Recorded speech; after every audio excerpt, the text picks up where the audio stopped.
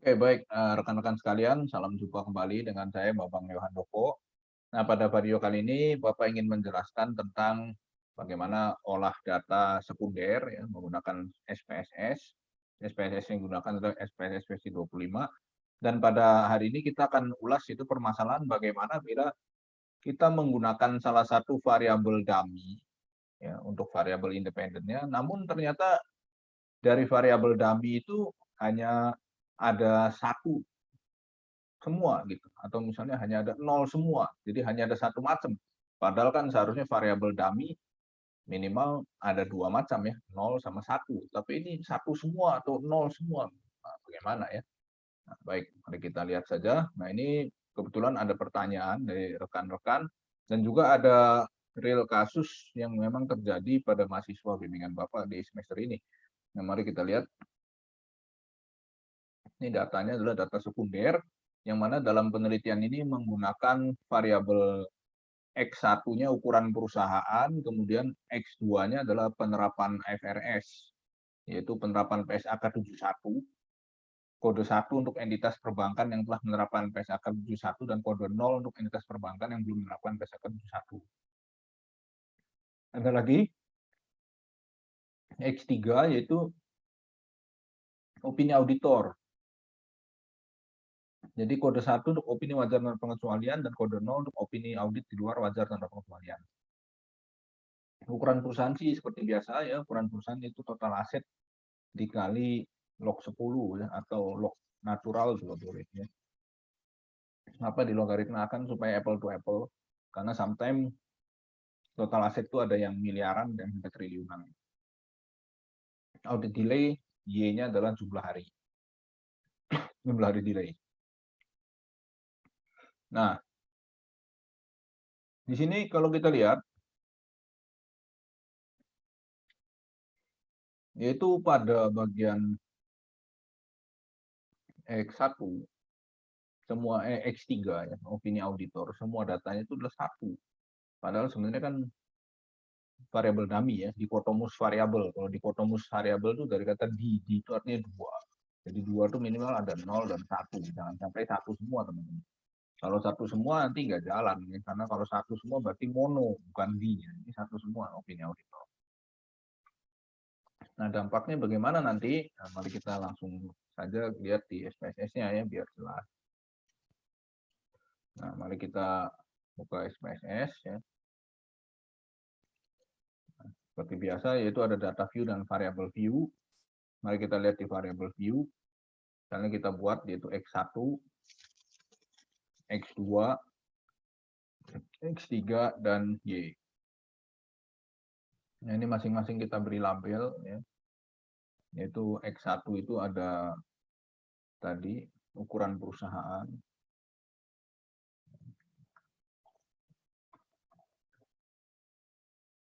Kemudian X2 itu penerapan FRS, dan X3 opini auditor. Dan Y-nya adalah audit delay.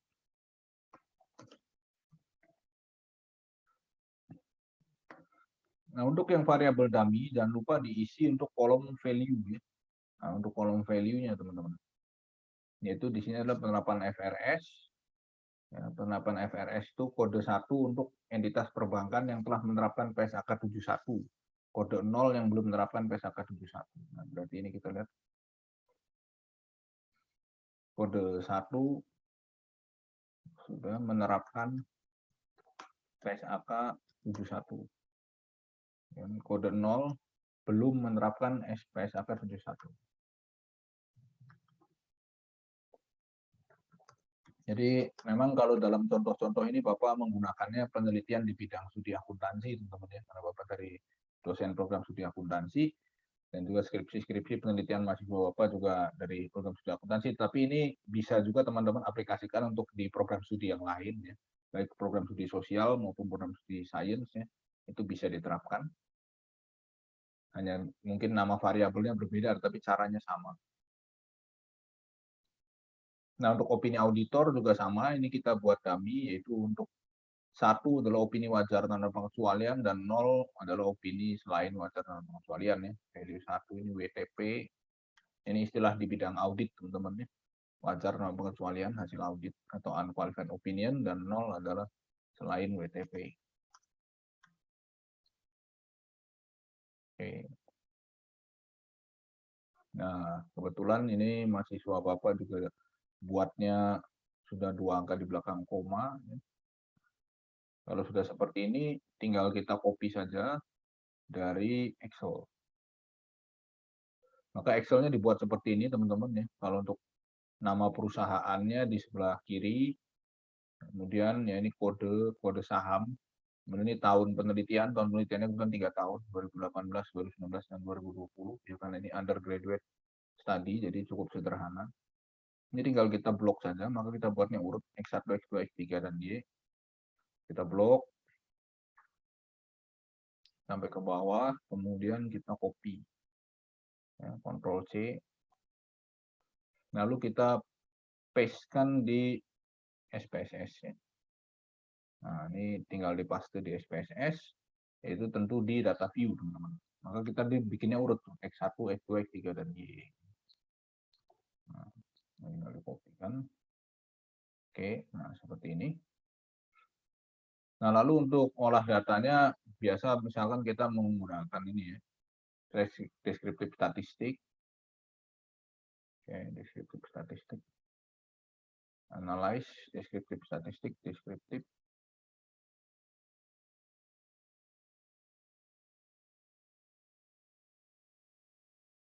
Nah, kemudian kita, ya ini sudah langsung ngecek oke.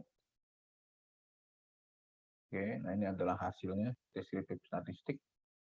Kemudian langsung kita buat, misalkan untuk uji asumsi klasik dan uji regresi, itu pilih analyze regression linear, Y-nya masuk ke dependent, kemudian X1, X2, X3 masuk ke independent, klik statistik, collinearity diagnostik untuk uji multikolinearitas, Durbin-Watson untuk uji autokorelasi, case-wise diagnostik untuk apakah mau misalkan nanti SPSS mendeteksi adanya outlier atau tidak, ya, data deret keberapa yang harus di outlier, case-wise diagnostik. Plot ini adalah untuk scatter plot, ya. Z-pred ke X dan S-resid ke Y, teman-teman.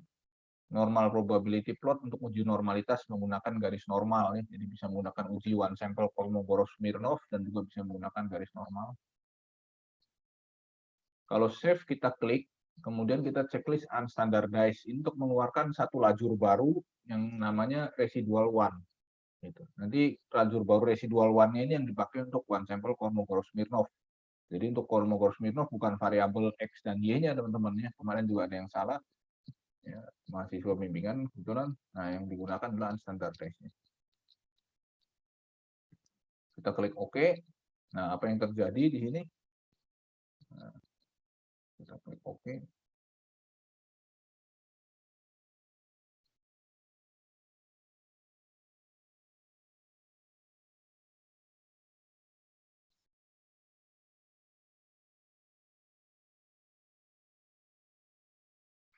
Nah, ternyata muncul yaitu warning for model with dependent variable audit delay, the following variables are constant or have missing correlation. Opini auditor, they will be deleted from the analysis.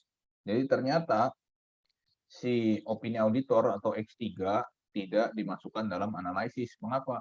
Karena tadi sebenarnya permasalahan bahwa dia bukan dikotomus variabel, tetapi dia adalah mono variabel karena satu semua angkanya gitu.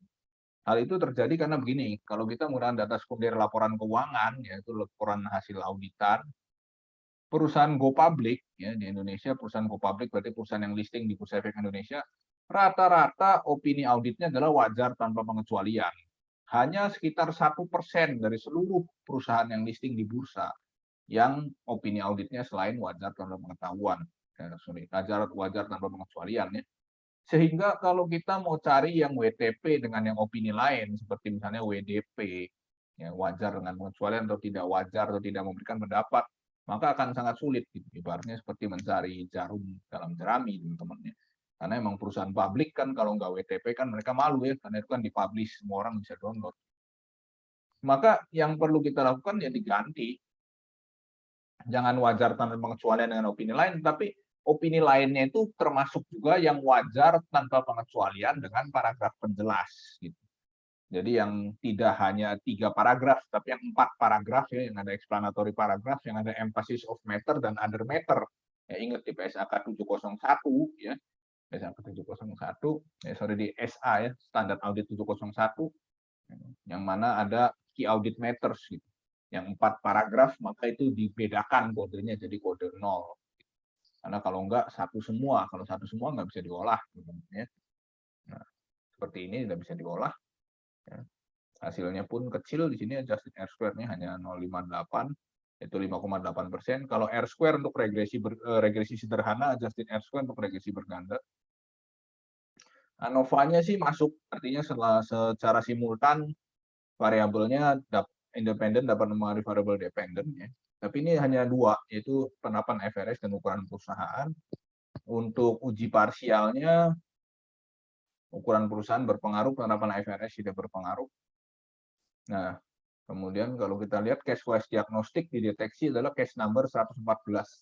Jadi data yang 114 sebaiknya di outlier atau dibuang. Untuk scatter plot, nah untuk uji normalitasnya pun tidak terlalu baik hasilnya karena banyak titik-titik yang berada agak jauh dengan garis normal. Scatter plotnya pun juga tidak terlalu menyebarnya. Nah, maka berikutnya kita rubah datanya ya, karena ini kebetulan punya mahasiswa Bapak, dan setelah Bapak informasikan kepada yang bersangkutan, kemudian direvisi datanya. Jadi yang selain opini wajar tanpa pengecualian yang 3 paragraf, ya, yang 4 paragraf itu yang dengan paragraf penjelas maka diberi kode 0. Nah, maka kita dapat data yang kedua, yaitu data yang setelah hasil revisi. Nah, di Excel, mari kita buka dulu. Oke. Nah, bentar ya. Saya akan buka dulu data yang sudah direvisi.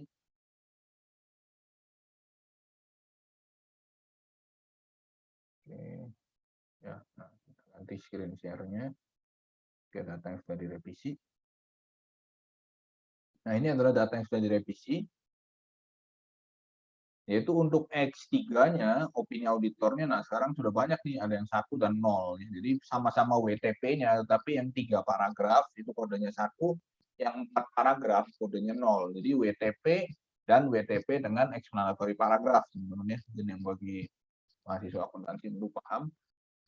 Nah, kalau begitu kita sekarang merubah datanya yang di SPSS. Ini kita copy dulu ya, supaya nanti bisa langsung apa.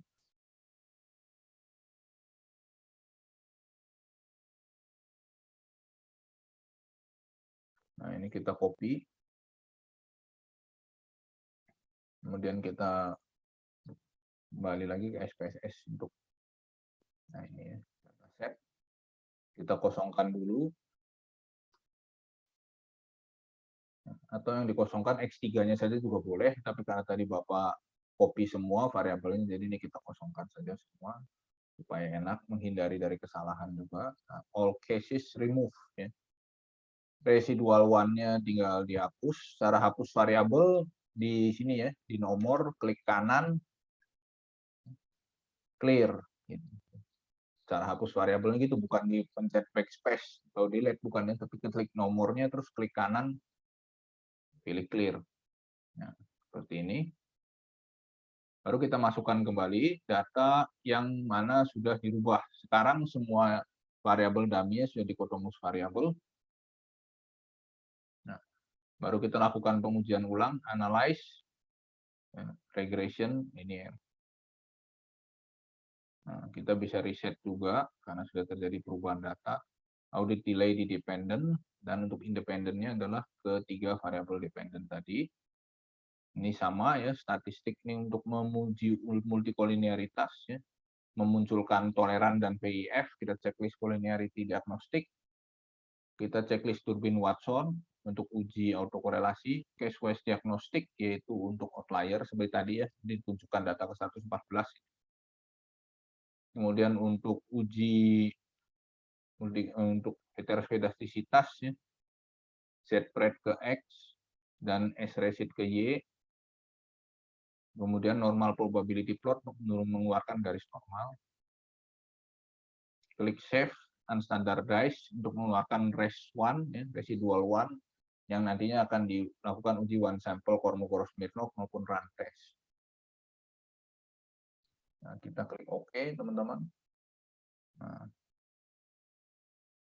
setelah kita klik OK, kita lihat dulu sekarang di bagian output. Ini output. Kita lihat di bagian output. Nah, di sini sekarang hasilnya sudah keluar semua, yaitu opini audit, ukuran perusahaan, dan penerapan IFRS. Namun demikian bisa kita lihat di sini adjusted R square-nya kecil, yaitu 0,070, yang mana kalau dikali 100 berarti 7%. Ya. Bukan 70% loh teman-teman, kalau 70% itu 0,7, ini 0,07 ya, 7%. Memang secara bersama-sama simultan, ya, ketiga variabel X, yaitu opini auditor, ukuran perusahaan, dan penerapan IFRS secara bersama-sama simultan mampu mengaruhi variabel Y, yaitu audit delay. Dapat dilihat dari ini ya, uji pada tabel ANOVA, yang mana nilai F hitung lebih besar dari F tabel. Ya. Dan signifikansinya lebih kecil dari 0,05. Ini kan 0,007 ya, kalau 0,05 itu 50, ini cuma 7. Dan untuk koefisiennya juga bisa kita lihat di sini ya, uji multikolinearitas masuk karena collinearity tolerance yaitu di atas 0,1 dan statistik VIF ya, varian inflation factor di bawah 10. Kemudian untuk uji parsialnya ukuran perusahaan berpengaruh dan pengaruhnya itu negatif kalau kita uji arah di pengaruh negatif, tapi ini adalah uji dua arah ya, jadi tidak menguji positif ke negatif, hanya berpengaruh signifikan atau tidak saja. 0,03 karena nilai p-value lebih kecil dari 0,05 dan t hitung lebih besar dari t tabel ya, t tabelnya 1,95. Kalau f tabelnya 2,3. Untuk penerapan IFRS tidak berpengaruh secara signifikan nih karena nilai signifikansinya 604. Ya, batasnya kan tadi 50 ya, 0,05. Dan T hitungnya juga lebih kecil dari T tabel. Opini auditor juga tidak berpengaruh signifikan karena P-value-nya lebih kecil dari 0,05 dan T hitungnya nilai P-value-nya lebih besar dari 0,05 dan T hitungnya lebih kecil dari T tabel. Namun di sini yang menjadi perhatian kita adalah adanya case-wise diagnostik, yaitu dideteksi untuk data ke 114. Nah, baiklah kita lihat dulu ya data ke 114-nya itu seperti apa, kok mengapa sih oleh si SPSS dideteksi sebagai data yang perlu di-outlier atau dihilangkan. Nah, mari kita lihat data ke 114. Nah, di sini kita perhatikan lagi teman-teman data ke 114 karena mahasiswa Bapak ini mulainya datanya dari nomor 7 ya. Nah, nomor 7 bukan nomor 1, nomor 1 dia judulnya dulu. Berarti tambah 7 ya. Tambah 7. Yaitu jatuhnya kepada di sini ya. Nah, oke. Nah, ini.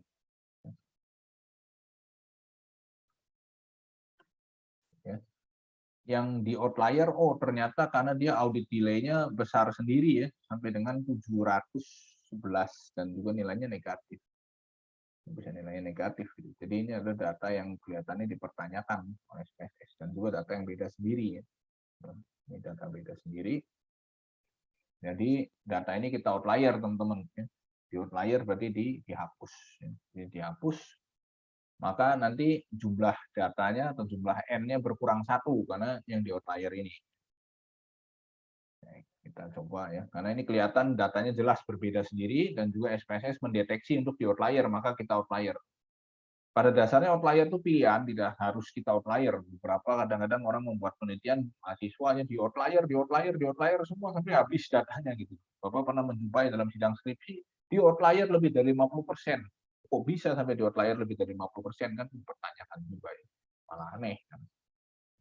Kalau setelah di outlier ternyata dampaknya nggak terlalu berubah signifikan ya, yang berpengaruh tetap berpengaruh, yang nggak berpengaruh tetap nggak berpengaruh ya nggak usah di outlier, kecuali kalau memang dampaknya signifikan. Contohnya seperti dalam penelitian ini signifikan ketika kita buang satu, ya, ini buang pun hanya satu, tidak banyak, dan ternyata hasilnya signifikan.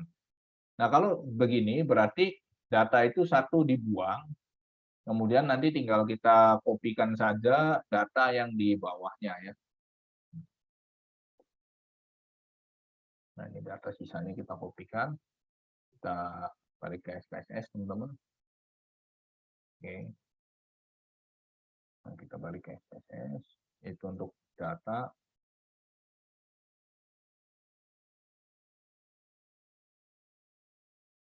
Residual satunya mau dihapus boleh, nggak dihapus nggak apa-apa. Kalau nggak dihapus, nanti kalau kita uji satu kali lagi akan keluar lajur baru, yaitu residual 2. Nggak apa-apa nanti kalau diuji Kolmogorov-Smirnovnya pakai yang residual 2, karena yang sudah di outlier. Kalau yang belum di outlier residual 1. Ya kalau mau dihapus juga nggak apa-apa. Nah, kita lihat deret ke 114. Nah ini ya, 114 ini kita hapus. Ya, nah, maka secara otomatis yang di atasnya naik. Nah, di sini ya teman-teman langsung. Ya, residual one-nya boleh dihapus, boleh enggak. Misalnya ini kita hapus. Cara ngapusnya tadi yang seperti Bapak sudah kasih tahu di awal, klik kanan, nah itu pencet clear. Nah, seperti ini teman-teman. Kemudian kita lakukan analisa regresi lagi, yaitu analyze regression linear. Ya. Jadi ini memang cara pelannya biar teman-teman jelas. Jadi kalau Bapak ngolah data sendiri, nggak untuk penjelasan, biasanya saya lakukan dengan lebih cepat. Nah, bisa direset juga. Audit delay masuk ke dependent, X1, X2, X3 masuk ke independent.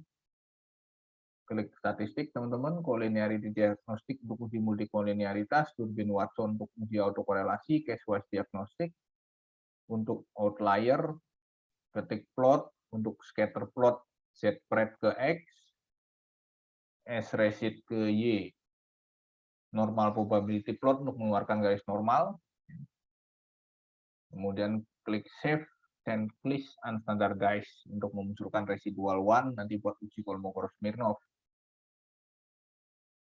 Klik OK. Ya, kita pindah dulu ya layarnya ke output. Kita pindah ke output, teman-teman. Nah, mari kita lihat. Ini adalah uji yang baru, yang setelah di outlier. Ternyata di sini dampaknya cukup material kalau kita bicara dalam bahasanya audit, ya. Cukup material atau cukup signifikan. Bisa dilihat dari kenaikan adjusted R-square-nya. Sekarang 0,317, yang artinya ketiga variabel, yaitu audit opini, ukuran perusahaan dan penerapan FRS mampu mempengaruhi audit delay sebesar 31,7%. Jadi 0,317 dikali 100, 31,7%. Namun kalau kita lihat di sini nilai Durbin Watson-nya jadi turun nih. Nah, uji autokorelasinya nggak masuk, padahal sebelumnya masuk. Ya. Sebelumnya masuk. Sebelumnya masuk. 1799, kalau 1799 masuk. Teman-teman kan bisa lihat dari tabel Durbin Watson ya. Yang penting kalau mau lolos uji autokorelasi yaitu DW lebih besar dari DL dan lebih kecil dari 4 pin DU. Angkanya antara segini, 1,8, 1,9. Kalau 1,3 nggak masuk. Nah, mengapa bisa demikian tidak masuk? Tidak apa-apa, karena memang SPSS ini adalah software ya, jadi mesin. Nah, inilah kelemahan mesin gitu. Jadi bagaimanapun memang revolusi industri 4.0 ya, kita menggunakan software mesin, tapi mesin juga punya kelemahan. Ya, contohnya seperti ini. SPSS itu mendeteksi adanya autokorelasi karena di penelitian ini ada dua variabel X yang hampir sama, yaitu datanya sama-sama 01, 01, dan 01-nya pun komposisinya hampir sama, yaitu pada variabel penerapan FRS dan pada tabel opini audit. Jadi dua variabel itu, penerapan FRS dan opini audit, dianggap FRS adalah dua variabel yang terjadi autokorelasi. Karena hampir sama datanya 0 dan 1, 0 dan 1. Padahal tentu kan kita tahu persis bahwa itu adalah dua variabel yang berbeda, yang sama sekali tidak mungkin terjadi autokorelasi. yang satu opini audit, yang satu penerapan IFRS, kok bagaimana bisa terjadi autokorelasi. Autokorelasi itu kalau misalkan dua-duanya, misalnya kita pakai rasio ya, rasio keuangan, yang satu ROE sama ROI, misalkan sama-sama rasio profitabilitas, ya itu bisa terjadi autokorelasi. Tapi kalau dalam contoh ini kan jelas-jelas dua variabel yang berbeda. Jadi maka hasil dari uji autokorelasi yang mana Durbin Watson nggak masuk ini bisa kita abaikan. Lagi pula data panel pun pada dasarnya tidak perlu uji autokorelasi, tidak apa-apa. Nah teman-teman, kemudian kita lihat di sini untuk uji ANOVA atau uji simultan bisa dilihat bahwa opini auditor, ukuran perusahaan dan penerapan IFRS secara bersama-sama mampu mempengaruhi variabel Y. Nah, di sini waktu sebelum outlier juga uji simultan sih masuk ya, cuma memang di sini angkanya lebih besar. Kita lihat nilai F-nya lebih besar dan nilai P-value-nya lebih kecil ya. 0,000, bukan berarti nggak ada angkanya teman-teman ya. Untuk 3 angka di belakang koma belum keluar angkanya, mungkin angka keempat atau kelima di belakang koma yang bagusan keluar angkanya. Kemudian di sini bisa kelihatan bahwa F hitung lebih besar dari F tabel. Kemudian untuk uji koefisiennya, nah ini yang paling banyak terjadi perubahan teman-teman ya, yaitu di uji parsial atau uji T, uji hipotesis ya. Hipotesis 1, ukuran perusahaan mampu mempengaruhi ya, audit delay karena nilai signifikansinya atau p-value-nya di bawah 0,05 yaitu 0,000 ya, sama ini angka ketiga masih 0. Mungkin kalau angka keempat atau kelima di belakang koma baru ada angkanya 1 misalkan, angkanya sangat kecil. Kemudian penerapan IFRS juga mampu mempengaruhi audit delay karena 0,037 yaitu di bawah 0,05 dan T hitung lebih besar dari T tabel. T hitungnya 2,114, T tabelnya 1,95. Positif negatifnya memang kita nggak perhitungkan dalam penelitian ini karena penelitian ini tidak melakukan uji arah ya. Hanya uji hipotesis apakah berpengaruh signifikan atau tidak. Kalau uji arah ya berarti dia pengaruhnya ada yang positif dan negatif. Opini auditor juga berpengaruh signifikan karena 0,019 lebih kecil dari 0,05 dan T hitung besar dari T tampil. Perhatikan teman-teman, ini yang sering Bapak bilang dan sering Bapak wanti-wanti, jangan sampai salah, yaitu bahwa nilai p-value dan nilai T itu selalu beriringan, teman-teman. Semakin kecil nilai p-value signifikansi, maka T semakin besar. Kita bisa lihat ketika signifikansi 0,000, maka T-nya 7,347.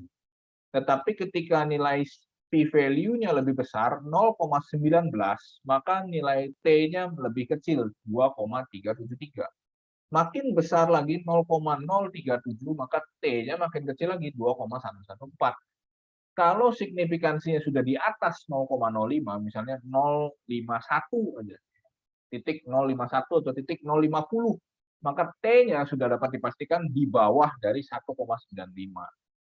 Ya, mohon maaf, kadang beberapa kasus ketika terjadi kita uji sidang skripsi ya, Bapak uji sidang skripsi atau dosen-dosen lain, Bapak Ibu dosen lain, suka dijumpai beberapa mahasiswa ini takut ya karena sering mendengar hoak, aduh kalau nggak signifikan nanti nggak lulus, padahal kata siapa ya. Namanya uji hipotesis ya tentu bisa berpengaruh, tentu tidak berpengaruh. Yang penting kita bisa justifikasi, bisa menjelaskan ada penelitian pendahuluan yang mendukung atau kita punya justifikasi, kita punya alasannya, kita bisa mampu menjelaskan. Itu lebih penting teman-teman ya. Jadi kadang ada yang takut sehingga akhirnya dirubah nilainya ya. Tinggal di copy, klik kanan, kemudian dipaste ke Word, maka setelah itu bisa dirubah angkanya, signifikansinya dikecilin, tetapi T-nya lupa nggak dibesarin, gitu ya, karena memang pemahamannya masih setengah-setengah. Itu tidak perlu dilakukan teman-teman ya, tentu adalah hal yang terbaik karena kan sama saja tidak usah melakukan penelitian seperti itu ya, manipulasi. Jadi kecurangan akademik, ya, akademik fraud seperti itu yang dilakukan teman-teman. Nah ini bisa kita lihat ketiga variabel secara parsial mampu mempengaruhi si audit delay. Ya. Untuk uji multikolinearitasnya juga masuk ya karena collinearity tolerance di atas 0,1 dan statistik VIF yaitu di bawah 10. Kita lihat di sini garis normalnya, normal probability plotnya juga lebih baik dari yang sebelumnya. Kalau sebelumnya kan kita bisa compare banyak titik-titik yang menyimpang, ya. Banyak titik-titik yang menyimpang dari garis normal. Ini kelihatan banyak yang menyimpang. Tapi sekarang sudah mendekati garis normal ya. Banyak yang sudah menempel garis normal, lebih baik. Dan scatter plotnya juga bisa kita lihat bahwa benar-benar titik-titiknya adalah menyebar ya, dibandingkan yang sebelumnya. Sebelum outlier, maka titik-titiknya juga menyebar untuk si heterostasitasnya. Nah, jadi kalau yang seperti ini memang disarankan untuk di outlier, karena apa? Dampak setelah outlier, dampaknya cukup signifikan, cukup material ya. Yang tadinya dia nggak berpengaruh, jadi berpengaruh. Yang tadinya normalitasnya buruk, normalitasnya jadi baik. Yang tadi heteroskedastisitasnya buruk, heteroskedastisitasnya jadi baik. Atau kalau autokorelasi nggak apa-apa, karena memang kita juga dapat menjustifikasi, dapat menjelaskan ya bahwa itu adalah dua variabel yang berbeda. Meskipun dinilai oleh SPSS itu terjadi autokorelasi, padahal jelas-jelas tidak. Jadi kita juga jangan mau didikte oleh mesin, teman-teman ya, tetap kita punya daya nalar kita sendiri. Nah, kemudian kalau misalkan kita mau menguji one sample Kolmogorov-Smirnov ya. Nah, kita lihat dulu sekarang di bagian data view.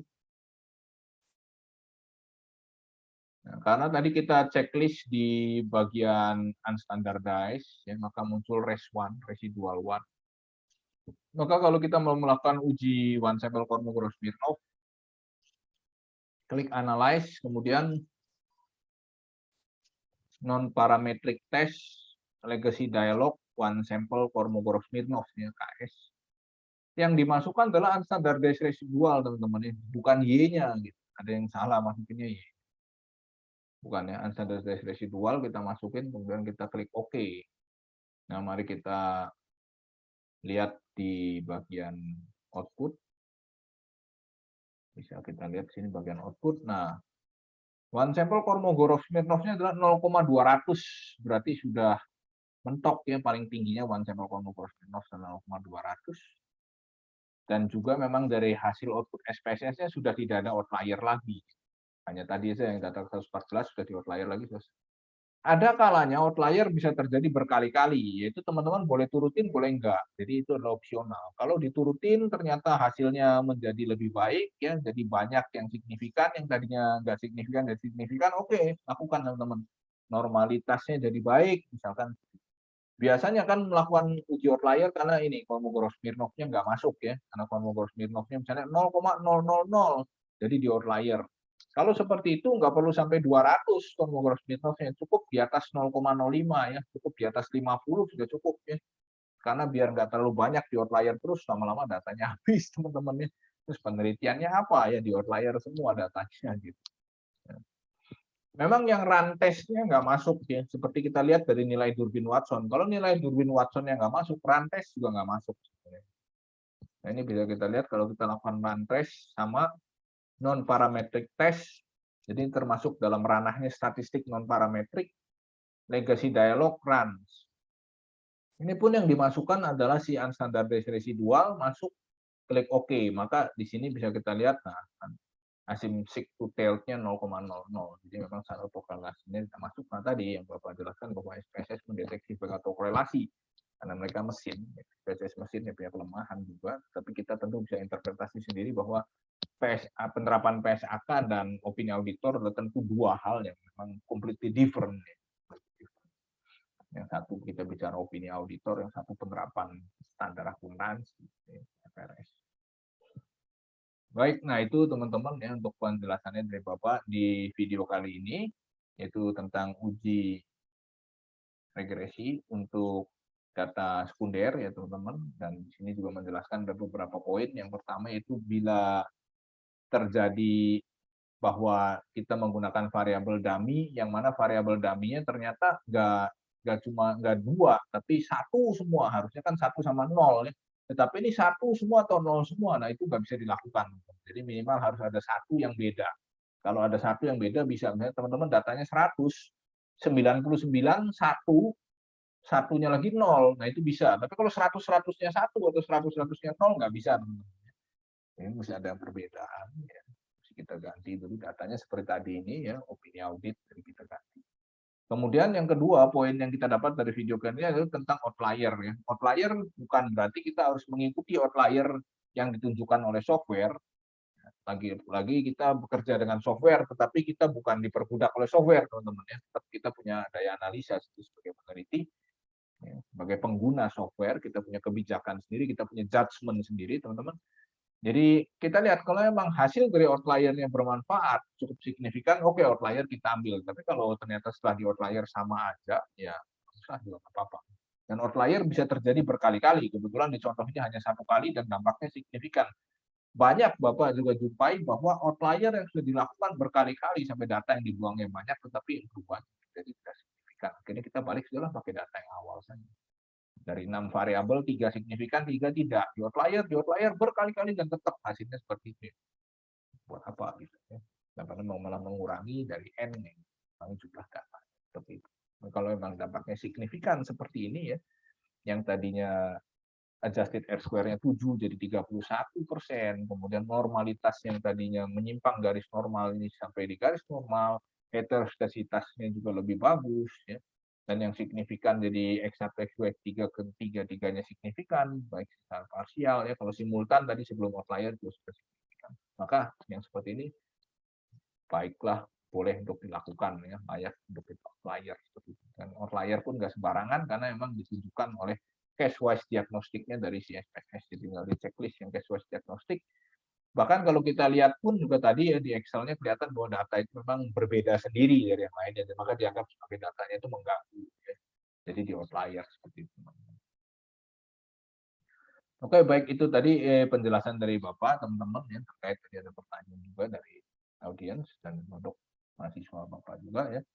Baik teman-teman, selamat mengerjakan penelitiannya, semoga bermanfaat dari video kali ini. Apabila ada yang ingin tanyakan, silakan tinggal ditanyakan, diketik di kolom chat saja teman-teman ya. Sukses untuk penelitiannya, sukses untuk skripsinya, jangan lupa dipublikasikan teman-teman ya. Dipublikasikan di jurnal ataupun di conference ya, internasional ya, apalagi yang internasional bereputasi teman-teman ya, yang terindeks Scopus tentu akan menjadi manfaat bagi rekan-rekan peneliti yang lain. Terima kasih dan salam sehat selalu, tetap semangat dan rajin belajar teman-teman ya. Karena belajar adalah suatu proses yang terus-menerus ya, tidak hanya selesai ketika teman-teman lulus kuliah. Terima kasih dan sampai jumpa kembali di kesempatan berikutnya.